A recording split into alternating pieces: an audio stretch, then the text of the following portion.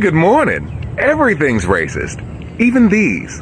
Did you know that no trespassing signs like these are directly linked to slavery in the US? This professor spent over a decade uncovering the awful truth behind these signs. Apparently, it goes back to the 1600s and the arrival of British colonizers in America. England has very strict trespass laws. The moment you cross into someone else's land, it's a serious crime. If you poach on someone else's land, one of the penalties was transportation to the American colonies. But once the settlers got to North America, all of English law gets thrown out, and they develop a distinctly new set of laws. And one of the key elements is this: trespassing is not a crime. Under slavery, on most plantations, a large share of the food that enslaved people had eaten was stuff they produced themselves, because those white landowners would provide them with cornmeal and with fatback, which is like bacon but less meat and more fat. No one could live just on that. And so everything else, all the vegetables, all the eggs, all the meat except for fatback, all of that was either fished, hunted, grown, or foraged.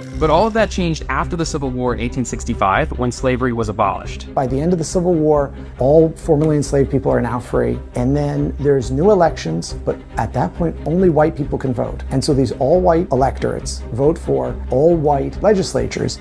And some of the first laws they make are laws criminalizing trespass. And it happens across the South, making it more difficult to feed yourself by limiting hunting, by limiting fishing, by prohibiting foraging. After slavery, you could pretty much feed yourself without working for your former slave owner. And so there's this asymmetry in which these white landowners desperately need black workers. But black people don't need these white landowners because they can feed themselves. Part of the reason I know they were doing this against black people is they said, we are doing this specifically to make them work for us. It will confine them more. Essentially, these white landowners were trying to continue as many of the conditions of slavery as possible after it actually ended. But their attempts went even further than no trespassing laws. Mississippi and South Carolina tried to institute laws, for example, called the Black Codes, where if a black person worked for a white person, they were required to call them master, and they would need written permission to leave their workplace. Not having a job was a crime, whether you needed a job or not. And then there were the fines that came with these crimes. Fines so high that few people could actually afford them.